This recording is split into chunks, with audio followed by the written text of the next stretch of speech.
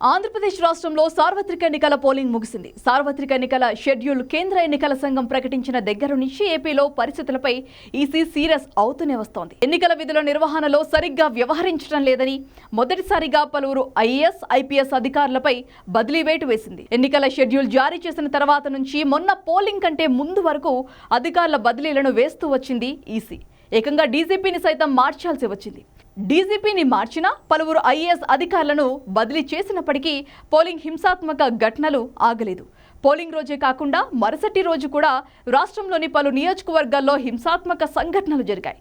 వాటిలో పలువురు గాయపడ్డారు. కొన్ని ఘర్షణలో కొందరికి తీవ్ర గాయాలు కూడా అయ్యాయి. దీంతో సీరియస్గా తీసుకున్న కేంద్ర ఎన్నికల సంఘం వారిని ఏకంగా ఢిల్లీ వచ్చి స్వయంగా వివరణ ఇవ్వాలని ఆదేశించింది. ఎన్నికల్లో హింసకు తావు లేకుండా చూడాలని తాము పదే పదే హెచ్చరించినా తగిన జాగ్రత్తలు ఎందుకు తీసుకోలేదని కేంద్ర ఎన్నికల సంఘం ఏపీ సీఎస్ తో పాటు డీజీపీపై ఆగ్రహం వ్యక్తం చేసింది. రాష్ట్రంలో పోలింగ్ రోజు అనంతరం చోటు చేసుకున్న హింసకాండపై ఈసీ తీవ్ర ఆగ్రహం వ్యక్తం చేసింది. హింసకాండను అరికట్టడంలో విఫలమైనందుకు రాష్ట్ర ప్రభుత్వం ప్రధాన కార్యదర్శి కేఎస్ జవహర్ రెడ్డి, డీజీపీ హరీష్ కుమార్ గుప్తాలపై ఆగ్రహం వ్యక్తం చేసింది. గురువారం మధ్యాహ్నం 3:30 ఢిల్లీలోని కేంద్ర ఎన్నికల సంఘం కార్యాలయానికి వచ్చి స్వయంగా వివరణ ఇవ్వాలని వారిని ఆదేశించింది.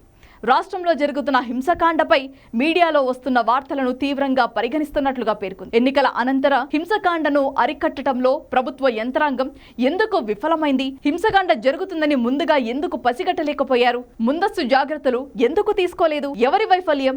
దాడులకు ఎవరు పాల్పడుతున్నారు? ఎవరిని లక్ష్యంగా చేసుకుని దాడులు జరుగుతున్నాయి? అధికారులు ఎలాంటి నివారణ చర్యలు చేపట్టారు వంటి అంశాలపై నివేదిక సమర్పించాలని, వ్యక్తిగతంగా విచారణ ఇవ్వాలని సీఎస్, డీజీపీకి ఈసీ ఆదేశాలు జారీ చేసింది. పోలింగ్ అనంతరం పల్నాడు జిల్లా మాచర్ల, అనంతపురం జిల్లా తాడిపత్రి ప్రాంతాల్లో వైసీపీ ఎమ్మెల్యేల ఆధ్వర్యంలో ఆ పార్టీలోని కొందరు కార్యకర్తలు చెలరేగి టీడీపీ వర్గీయులపై దాడులకు పాల్పడ్డారు.